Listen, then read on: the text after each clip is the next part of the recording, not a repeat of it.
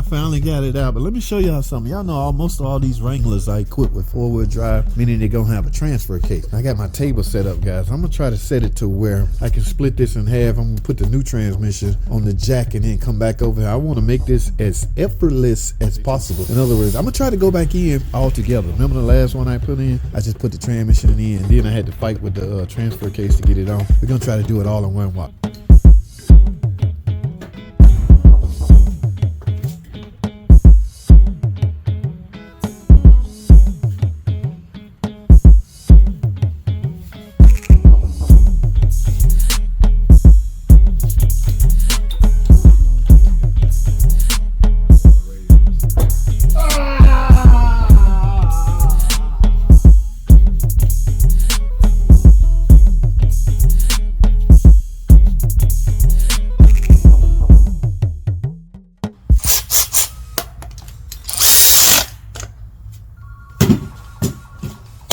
Alrighty guys, real quick. Yes, I got this mug in. Now guys, y'all saw that. I was just doing some experimentation on an easy way to disassemble, not disassemble, but take the transfer case away from the transmission. Okay, so I just built this little table, set it up. I just wanted to make the process a little easier. Y'all can understand it, right? I mean, everybody have their own little way. I just wanted to show my way. Okay, this is an 8 HP transmission going in this Jeep Wrangler right here. Someone might ask, why are you replacing it? You always replace it, blah, blah. Hey, man, listen. All right? If you watch this channel and watch the video, you know I'm big on servicing, right? I know. Feel for life. Yeah, we're not going to get into that. However, I forgot the miles. It's over 100,000 miles. I forgot the miles. Now, some may say that's still too soon for a transmission to fail.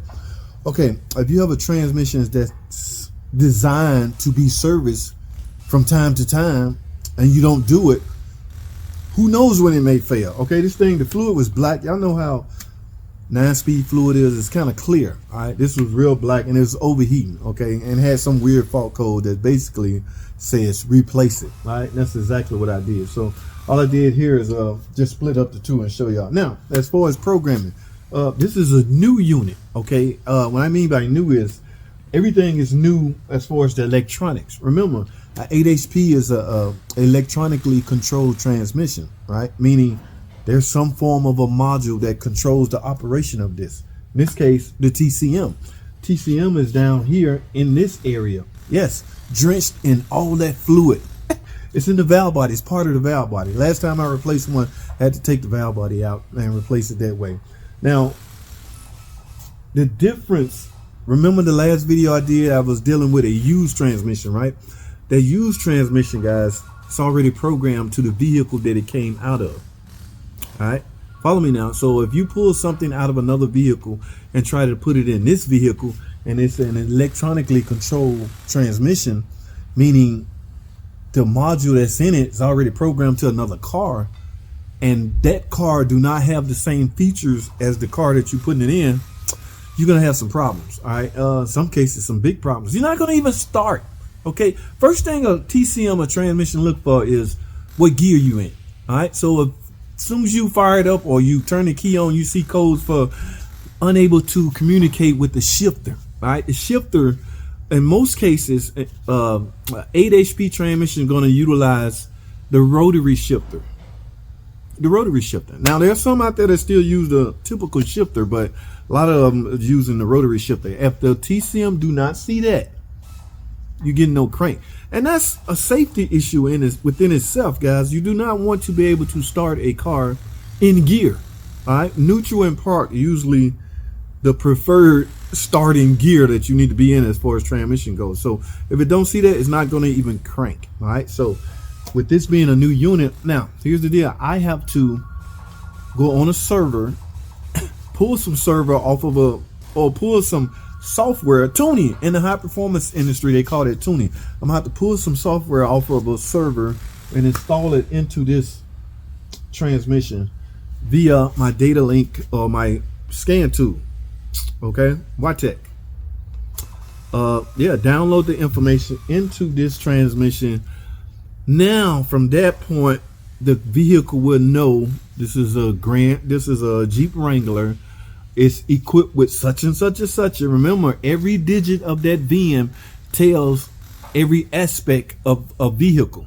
Okay, yeah, it knows what kind of shifter in it based off the VIN. What digit tells the computer what shifter you have? I don't know. The 10th digit, 12th digit. No, one of the year is the 8th digit or the 10th digit. I get them confused. It's 26 freaking digits. Do not try to memorize all that stuff. All right. So yes, when I flash this controller, all that information goes into that controller. Now you will be able to start the vehicle. And from there, guys, these transmission come full. All right. This is a Mopar reman. It comes full, but you still need to go through the field procedure. Okay. In other words, get the transmission up to operating temperature, whatever it's called out in the book. I don't know about heart. Get it up to operating temperature. Go through the gears. All right. You just need to read the instructions on how to do it. And from there, you essentially open the drain plug. It's on the other side. Open the drain plug and see where you're at. If you need to add more or if you need to remove more, that more or that sum is going to come out anyway. All right. So yeah, a few things I have to do, but I'm going to get ready to install this thing. Like I say, it's out of I don't know what year. Okay, Jeep Wrangler. I'm surprised I got a new reman. Somebody shelling out some money. Some of these insurance companies, you just don't know what to expect. All right, you can get a used one from a junkyard that has water in it. Y'all remember the CVT I put in last week? Had water in it, right? They may send a brand new one from Mopar. It's not warranty, guys. So the Jeep is out of warranty. So at that point, you're on your own. That's what I mean. But I don't get it. I do not understand why y'all so resistant to service. All right, at 60,000 miles, your powertrain is out. You're basically on your own. It's in your best interest to try to help prolong the life of this thing. This is not cheap, people. This costs money. It's a lot of money. This is an 8-speed transmission. Top of the line. All right? Yeah. So it only failed because it was abused. Yes, I call neglect freaking abuse. That's right. I said it. It's abuse, man. You don't service your vehicle. You're abusing it. It's like not changing your oil. All right, like I said, yay, look at that. We ready, boy. We ready. All right, I'm gonna roll this thing over. I'm done, man. I just wanted to chit chat with y'all. What else I gotta do? I gotta transfer the little leveler. Okay, flush out the old fluid. It's black as hell, guys. This is a vent tube. Okay, and don't be too concerned about that. In fact, let me show y'all a few things. Yeah, these are the two lines that house the cooler hoses. Okay, it goes up to the front, whether it be a condenser or an external transmission cooler. Every car is different, so don't try to memorize that. I kind of boogered this up a little bit, so I got another one coming. They're not expensive. Guys, if you don't take these off right, you will booger them up. This hose is leveler. Of course, it's a brand new torque converter. Remember, guys, make sure this torque converter is seated all the way. All right. You still have your old one you can do some comparison to, but I've already turned and I've already heard the y'all know the thud sound you hear? Yeah, I had a lot of guys on those videos saying, while you got it out, you need to replace the seals. Guys, you need to understand something. The seals are not like they used to. I don't know if y'all are familiar with the Nag 1 transmission. In order to replace that seal or gain access to that pump, the transmission got to be split in half. So I don't know too many mechanics just gonna randomly go digging out seals when they have to disassemble the transmission just to get a front pump seal. So when a used car or used aftermarket warranty send it, we're going in just like that, guys. This stuff has to be paid. Mechanics want to get paid for their work. All right, like I say, here's the only entry port to this transmission besides the cooler lines. It's the only way in, the only way out. All right, please be careful with this. Make sure you get it in. This is the connector for all the electronics. Okay. Yeah, make sure you get that right, and remember, recheck your field ports and all of that. This was not a joke. Okay, this was not a joke getting out, guys. It's kind of hard. All right, what is this vehicle right here? The Wrangler. Yeah, oh my goodness. Okay, I got some stuff hanging that may look unprofessional, but I know what I'm doing, and there's not a lot of weight on this, but yeah, this is the heater. All right, be careful with that. Make sure it's on right. Guys, I didn't fight a lot with that starter.